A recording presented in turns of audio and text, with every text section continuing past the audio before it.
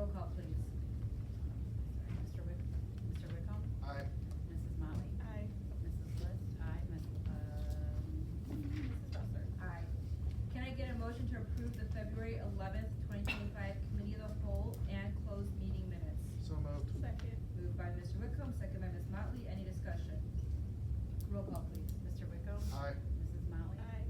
Mrs. List abstained. Ms. Lot? Oh, sorry. Here, Mrs. Ressler? Aye. All right, moving on to our superintendent report. Thank you, Mrs. Ressler. Just one quick shout out for Dr. Williams. Obviously, we work really hard on this relationship we have with paper, our tutoring program. And just as a little review from last week's glimpse of our eval with the GROW program, specifically targeting some math students district-wide that need some support. Happy to report that the work that she's doing has the CEO of paper coming out to visit the schools to see the launch next week. So just wanted to congratulate her with the work there and the fact that we're kind of doing a deep dive trying to get some math going. All right, moving on to our principal reports. Good evening from the Bremen Braves. We are wrapping up winter athletics, and I'm proud to announce that we had 3 girls bowling sectional qualifiers this year who just competed this past weekend. That's Brooke Galusik, Emma Ognanovich, and Ella Jung. We also had 5 boys wrestling sectional qualifiers in Isaiah Gonzalez, Malachi Turner, Walter Hovker, Jaime Martinez, and Marco Olvera.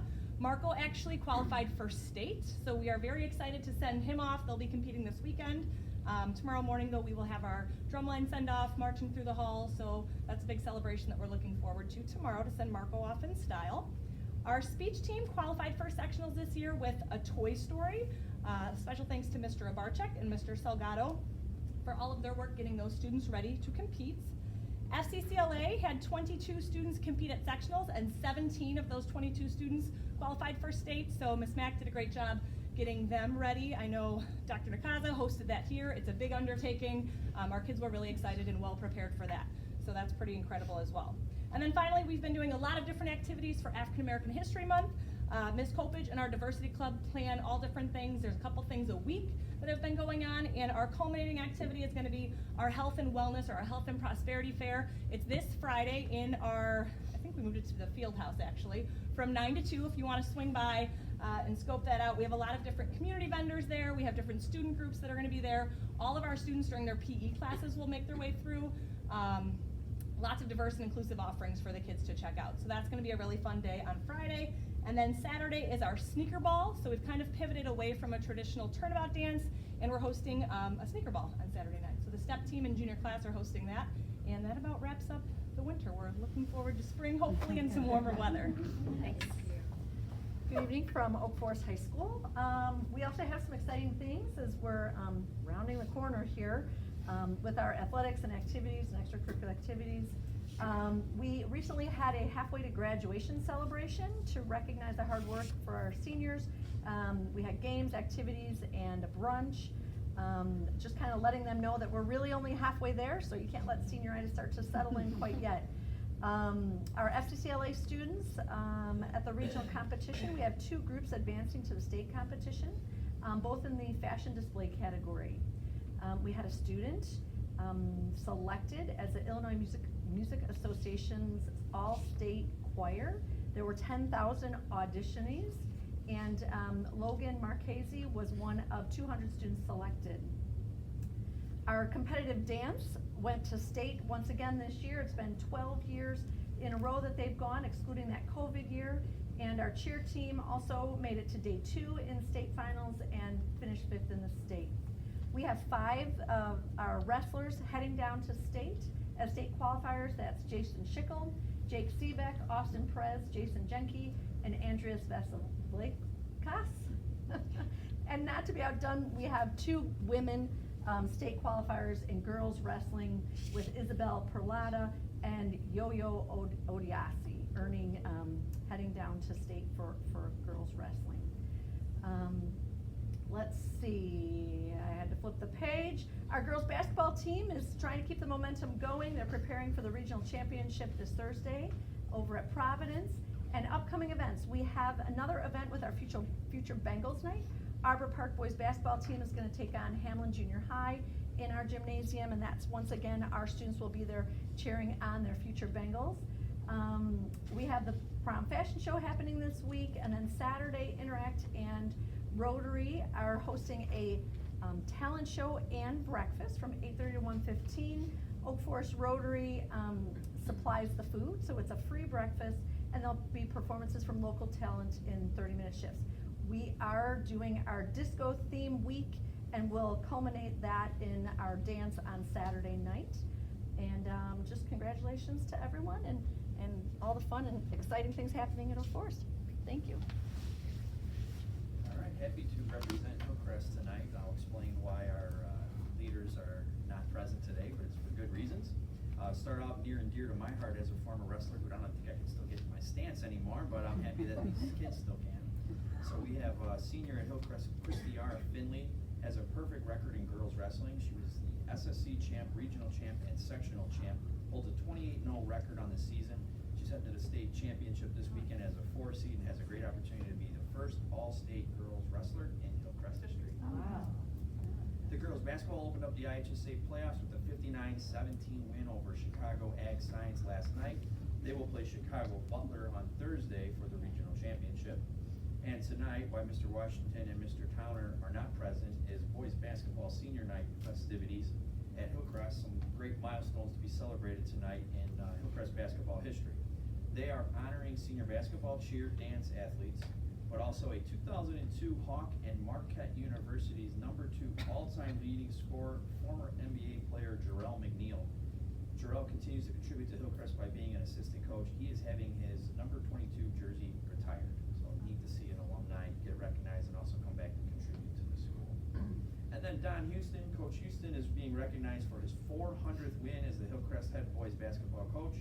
Coach Houston has 12 regional championships, 6 sectional championships, 2 super sectional championships, and a .768 win percentage in his 18 years as coach. His team also won 3rd place in 2012 and won a state championship in 2010. Congratulations to Coach Houston and his event tonight. And then finally, Hillcrest new college and career counselor Kathleen Mixon has been busy providing great opportunities for the Hillcrest Hawks. She recently taken seniors to field trips to Loyola, UIC, and Northern Illinois. She's taken students to South Suburban and Moraine Valley to see junior college opportunities. And as far as trades, our students have had a chance to go to Mid-America Carpentry, ETI School of Skilled Trades, the District Council Training Center, and Donson and Betts Precision. She took students to IBEW Local 134 Electrical Union, where the students registered and applied to join a union. They'll be taking their aptitude test on March 20th. That is all from Hillcrest. Thank you. All right, on to TP. Well, with all the happiness and the good things, we just had our turnabout dance and we just had our Titan Scholar picture. And I hope that you guys had a chance to see, there was an article in the Patch today about the career fair that we hosted here. I understand our distinguished board member was there as well. The nice thing about our career day, as the administrative team, we don't take any credit for it. It was actually run by one of our staff school improvement teams that was providing opportunities and experiences for kids outside the classroom. Specifically, I can tell you that Jack Mongan came to a Chamber of Commerce meeting with me to solicit businesses to come to the career fair. They put a lot of time and effort into it. I do have to tip my hat to my partner Randy Cowanhoven here, who helps coordinate all of the school improvement teams and our school improvement efforts. But it was really nice to see that our teachers put this whole program together for our students. It was very well received and a nice little piece in the Patch that was covered today. But aside from that, I kind of want to get into what our presentation is for today. And you don't have to really come all the way this way, but if you want to scoot to the side a little bit, we just have a slide that we're going to share with you.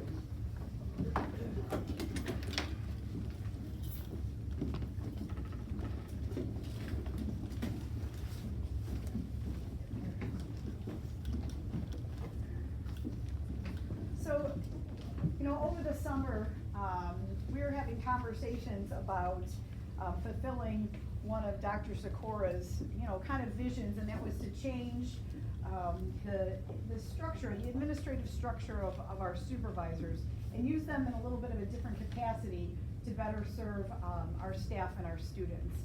And the nice thing is the 4 principals, we got together, we had conversations with Dr. Williams, And although each of us have maybe a little bit of a different spin on it, depending on what the needs of our school may be, I am very excited to introduce you to what I call our instructional coaches. So not only do they head up or oversee an overall department, but they are considered our instructional coach team here at Tinley Park High School. That is Lori Vitt, Vivian Turek, Abel Nakaza, and Wendy Bumpus, who heads up our teaching and learning team. So it's kind of like, I look at it this way, that our head coach, being Wendy Bumpus, who oversees teaching and learning here for Tinley Park High School, now got some assistant coaches to work with her to really address, let's be honest, what is the most important thing that happens at a school is the teaching and learning aspect. So it was about being able to give more time and attention to what's happening in the classrooms. I remember Dr. Sikora saying to all of us that when administrators are in classrooms, more teaching and more observation, more conversations, and more coaching can take place. And unfortunately, sometimes there's not enough of us to divide and conquer. So although Lori is our oversees, she's coordinator for special education, we have Vivian who oversees science, and we have April who oversees 9 departments, I like to say, facts, industrial tech, and business. It's using their time and talents to get into other classrooms and see how they can help other teachers just try new strategies, be an ear, being something that's non-evaluative, but definitely providing some coaching, some support, an ear, when necessary. I'm very proud of how this has gone so far. It's definitely in the infancy stages, but I'm extremely proud of how it's gone up until this point. And I wanted to introduce it to you so that you guys, so the board gets to see that we restructured these administrative positions and how we're using that restructuring here at Tinley. So up here is just a little graphic to kind of show the journey that we've taken so far. And when we started in Q1, we actually started on the very first day of school. This group of people here was introduced to our Tinley teachers as our Titan instructional coaches. They were our instructional team. They were going to be working with Wendy under the capacity of teaching and learning in all aspects. So from day one, although some people obviously, the science department really knows Vivian really well, and the other 3 departments know April very well. And everybody knows Lori because she was here with us as a teacher and then came on as our SPED coordinator. But they needed to know that they were going to play a little bit of a different role, and that they were going to be stopping in to introduce themselves and really get to know everybody, to start building that relationship and that comfortability with each other. So as we kind of merged in from that very first day of school, we sat down to kind of look at what our initial goals were. And at the very onset, it was, we're not coaching, we're just meeting and greeting. Let's get in there. And they broke up some different departments. They were meeting some different people. And it was just, hey, I'm Vivian, and I know you're a math teacher, and I haven't been in your math classroom, but I want to get to know what you're doing in here and see the great things that are happening for our math students and world language students and so on and so forth. And it was very interesting to see how those relationships formed and how welcoming actually our teachers were, going, hey, you want to come in? Come on in anytime. And so it was not really talking about teaching and learning, it was just, hello, I'll be around if you need something, or if I can be of service to you, let me know. From that point in time, we decided to meet on Mondays. We meet every Monday at 9 o'clock, and we decided to kind of, we needed to keep track of who we were visiting, and we created a data collection form. So every time we visited that teacher, we kept track of who we visited, and just kind of said it was just a meet and greet, or they asked me to come in, or they had a question. But we have a significant amount of data that it's still growing, of how many times we are visiting each of these teachers in the classrooms. As those meet and greets went on, we started to kind of turn the corner a little bit, and it was, okay, now that we know each other, how can I be of service to you? And I know that, again, Dr. Sikora has talked to the entire district administrative team about, we're providing a service not only to our students, but we want to provide as administrators a service to our teachers as well. So it was, how can we help you in the classroom? How can we help you with that student? How can we help you with that parent? How can we help you with a teaching strategy or concept? How can we help you with AI that we've been talking a lot about lately? And so it was just interesting to see how do we get teachers to accept administrators in their classrooms when there's a need, or how could administrators provide service to teachers that doesn't seem so scary, or that doesn't seem like it's going to show up in an evaluation in a negative light. Because hopefully we can provide some coaching before maybe there is anything of question that kind of gets brought up during the evaluation process. So that's how it kind of started. And from there, again, this group, we have kind of taken it from quarter one, and we're going to kind of snake you through here to show you where we've wound up and what our steps are for the future. So based on our relationship building in quarter one, we kept this momentum going, and now teachers have seen us multiple times in and out of the classrooms. We actually started having specific conversations with teachers about specific needs. We were actually getting invited to come back before we even started the Google form for quarter two, and we're going to share some of those experiences.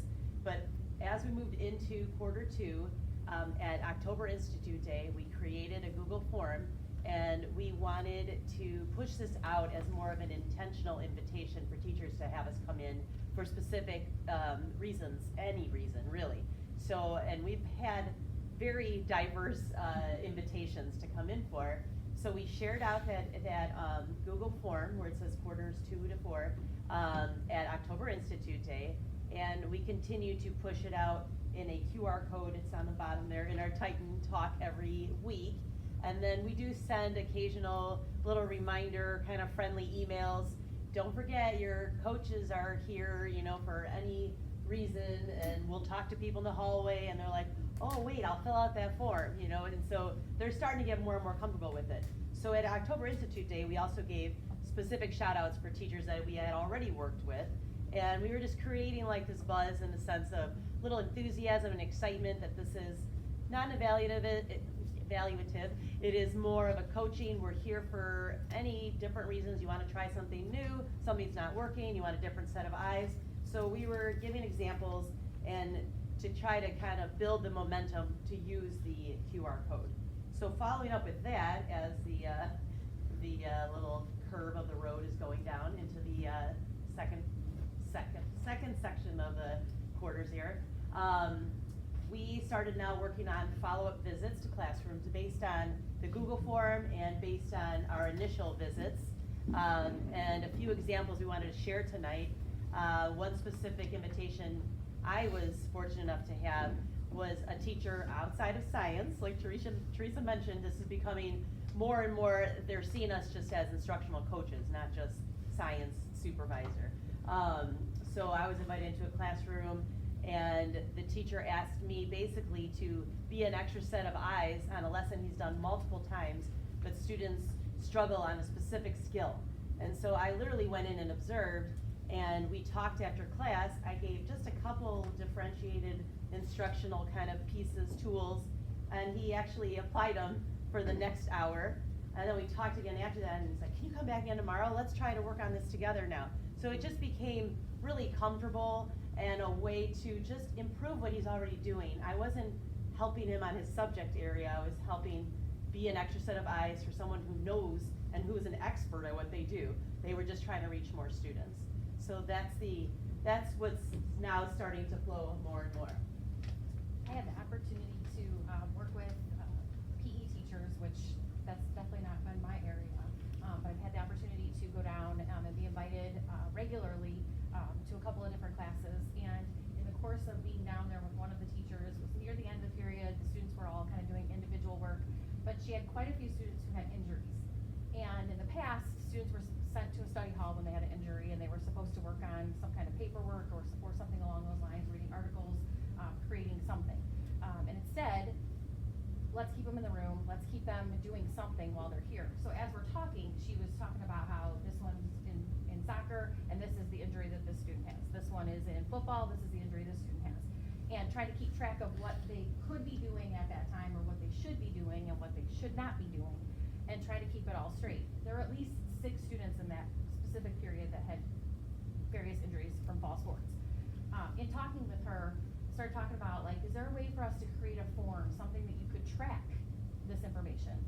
And the information is tracked through the nurses, all of that is shared, but sometimes that can be a little bit cumbersome. And I think in this instance, it was more of a teacher saying, I don't know what to do with this, but I'm being heard.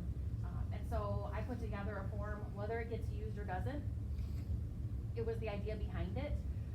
Literally actually used AI, create a form for me that has all these things in it, includes the injury, includes what the student can do, what they can't do, what the follow-up is to be, when was it reported, who was it reported to, all of these specific things that would be in one place for the teacher, for the coach, for the athletic director, for all of the people that would be involved with it. And so that we could keep track of it without the teacher maybe feeling so overwhelmed, and being able to look up that information. So once my student is in there, now I know I can check that and see if there's any updates. Or I can also hold the student accountable for what they should or should not be doing while they're here with me, in order to create more of a relationship there.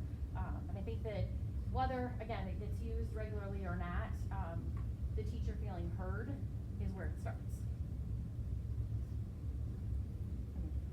All right, so my example of not so much being invited in, but using our data-driven strategy.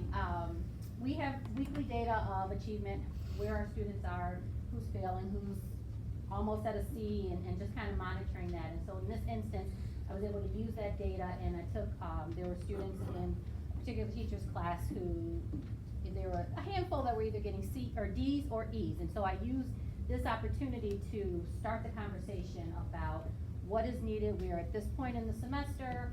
What can we do to make some changes, and what assistance do you need in order to see more of those, move those students along and closer to passing and achieving their goals. So the data piece gave me like hard facts and like a platform to go in there. Again, I wasn't invited, but it was not like the door was blocked, so she received me. Because it was a very factual, hard to dispute, numbers don't lie, so it's very hard to dispute when you're looking at numbers. But it also gave the teacher the opportunity to really reflect, again, non-judgmental, not feeling like they're on the spot, and really taking the position of, here's where we are, what can we do together as a team to move these students along before it's too late and the semester has passed, and we're looking at failing grades. So that was an example of using that data. In a way that, like I said, wasn't the invitation piece, but when you go in and you meet with these teachers and you create these relationships, and they know that you are kind of coming and going, it was time to come back to this one. And so therefore, she was able to use that data to create her own invitation to go have that conversation with her. A teacher reached out to April and myself regarding a student in her class that had an IEP, and the student was new to her in January with the semester changing into new courses. The student was struggling, and so after doing observations, looking through the IEP, and working with the teacher and April, we actually dug all the way back to pandemic era materials, like teacher homemade videos, step by step, how to do things, and incorporated that as supplementary materials for the class to help to support the student. I think the key piece with that is the communication piece. The teacher feeling comfortable as I'm there over their department as the instructional coach, maybe not feeling comfortable going to the director of special ed, but the coordinator that's here at Tinley, like I don't know who I'm supposed to talk to. I don't know who I'm supposed to go to. I'm not comfortable. Who can I talk to? So feeling comfortable reaching out to one of us, and then from there, let's create a relationship. So from now on, you don't have to come to one of us. You can actually go to somebody who can give you some more specific answers and some help. All right, so moving along on our continuum, quarters 1 through 4. So just to kind of give credit to, I feel like we all feel a little bit more empowered to go in and make these relationship connections and relationships with teachers because of the ongoing training that we've been working and participating in through the Simply Instructional Coaching program that is provided by Nicole Turner. So this is a district professional development. We started in the summer, August, and we've been meeting pretty much quarterly with Nicole Turner to talk about what instructional coaching looks like. And the key points that she's made to us, and I think, like I said, we're really internalizing, is it has to be a relationship built. This is not about dinging them or evaluating. We have to take the teacher's perspective and understand and see things from their perspective to help move them along, because it's about increasing their capacity, helping them grow and accomplish their goals and what they want to see happen as a teacher or in their teaching. So we credit a lot of what she's going through, not everything, because there are definitely some areas that we don't necessarily see as very practical in high school, but a lot of what she's teaching us and going over with us is easy to then bring back to the buildings and try, dip our toe in a little bit, figure out what works. She's challenging us to do some full-on one-to-one coaching sessions before our next meeting in April. So we are excited about that and really looking forward to putting that into play. We also, all four are enrolled in the Instructional Leader Certification Coach Pathway Cohort, which is something that's put together through ISTE and ASCD, International Society for Technology and Education, and the Association for Supervision and Curriculum Development. And basically what we do through that process is we put together a portfolio. The portfolio has 5 different modules, and through the modules there are 3 competencies that you have to complete for each one of them. You're basically submitting artifacts and communicating with their coaches that are a part of the group. The 5 modules include student learning experiences, data-driven decision-making, innovation and change management, improving teaching quality, and curriculum development, which is kind of all encompassing of what the Simply Instructional Coaching is all about and where we're headed with this and our goals with it. So in conclusion, our next steps, we are going to continue to stay the course this semester and continue to be available for those teachers that are filling out our Google form. We are going to be present in all teacher classrooms, and we will complete this course that April just talked about in August, and at that time we hope to bring our knowledge and insights to the table and let those things drive us forward. So it's, like I said, starting something new. None of us had really been formally trained in this come August. The training has been taking place each step along the way. But I hope you heard some buzzwords in all of this, and that's the relationship building, the be present, be observational and be present, and service.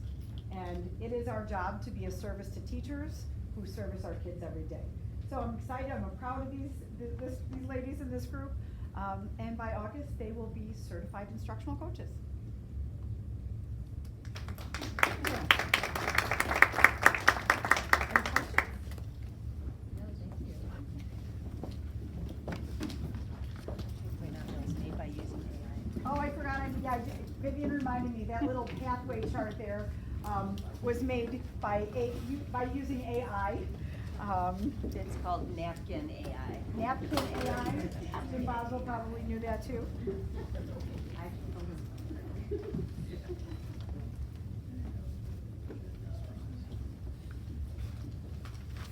Thank you very much for that presentation.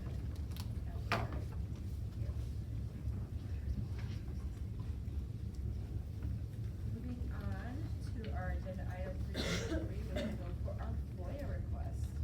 Thank you, Mrs. Ressler. Since the last regular board meeting, we received the following Freedom of Information Act request. Wu Park Data Branch submitted a commercial records request, seeking the spreadsheet containing all purchase orders from January 1st, 2020 to present day. This request has been completed. Thank you. Thank you. Any board member reports? Hello. As Dr. Nolan mentioned, I was here for Career Day last week. I had the honor of representing Northwestern Medicine Palos. I brought one of my coworkers with me, Jananne. She's a med-surg nurse, over 20 years of experience, worked in different specialties. Our youth program director reached out to me, manager, I'm sorry, she reached out. She goes, "Hey, Marquita, I know you're going to say yes, but I said, absolutely.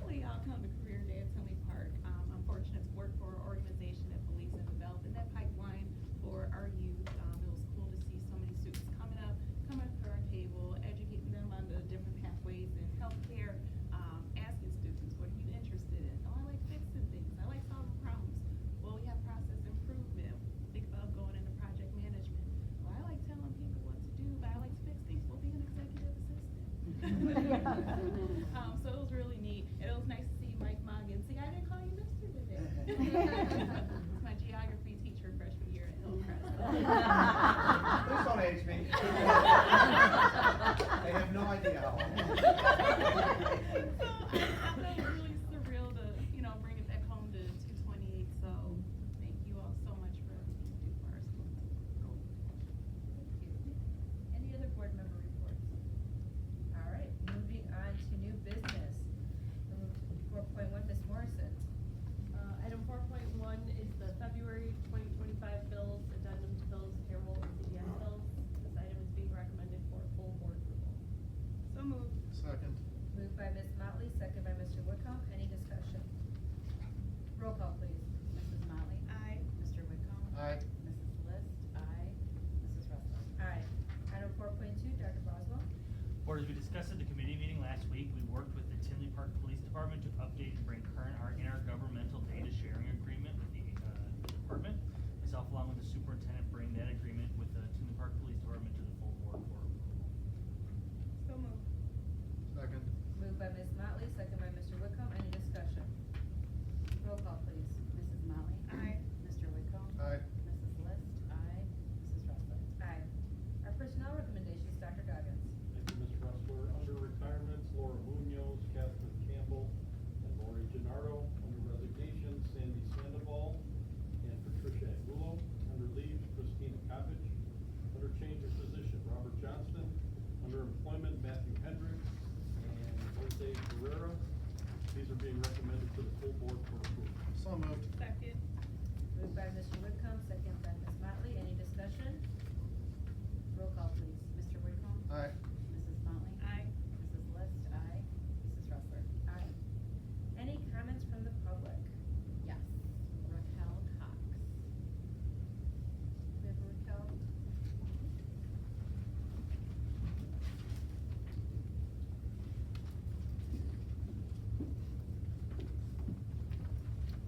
Good evening, everyone. Good evening.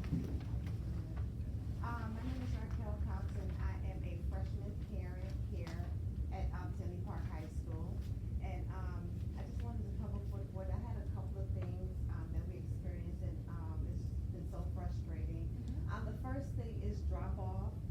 I know that there's construction in front, but it's just been so frustrating because we're coming from Cicero and 175th, and we're coming this way westward. And we get here about 45, and we're in line.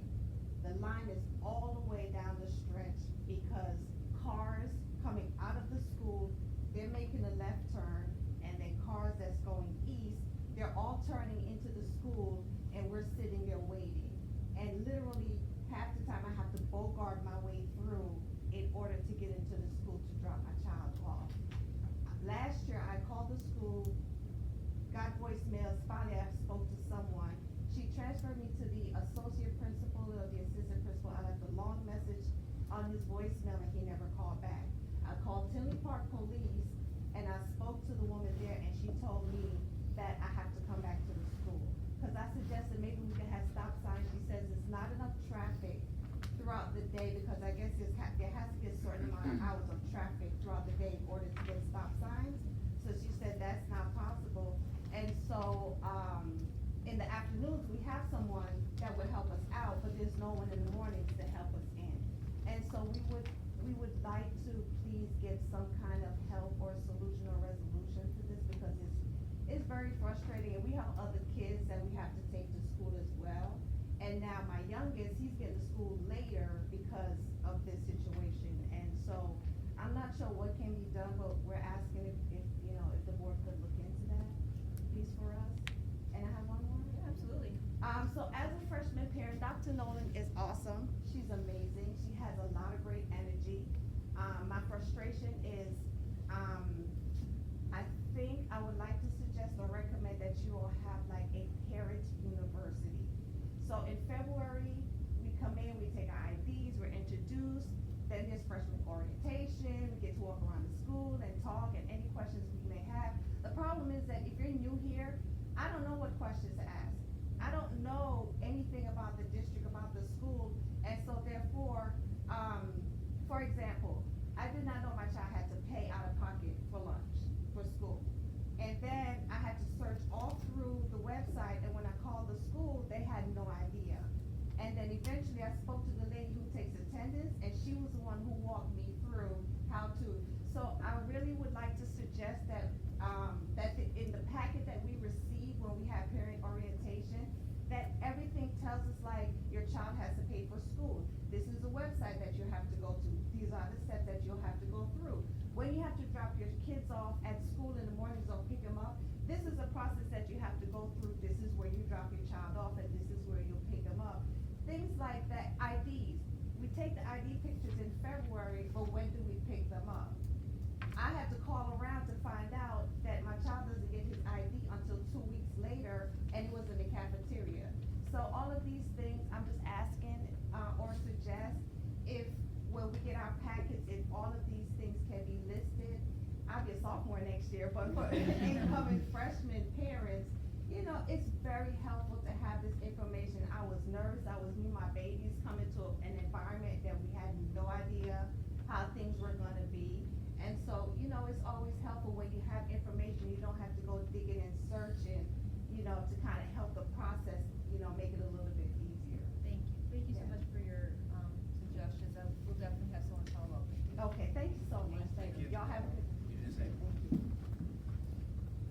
Any other public comments? All right, can I get a motion to go to closed session to consider information regarding the appointment, employment, compensation, discipline, performance, or dismissal of specific employees, 5 ILCS 122C1? So moved. Second. Moved by Mr. Whitcomb, second by Ms. Motley. All those, roll call please. Mr. Whitcomb? Aye. Ms. Motley? Aye. Mrs. Bliss? Aye. Ms. Wrestler? Aye. So moved. Second. Moved by Mr. Whitcomb, second by Ms. Motley. Roll call please. Mr. Whitcomb? Aye. Mrs. Motley? Aye. Mrs. Bliss? Aye. Mrs. Wrestler? Aye. Our announcements are as follows. Our next committee of the whole meeting is scheduled for Tuesday, March 11th at 6:45 PM at Bremen High School. And our next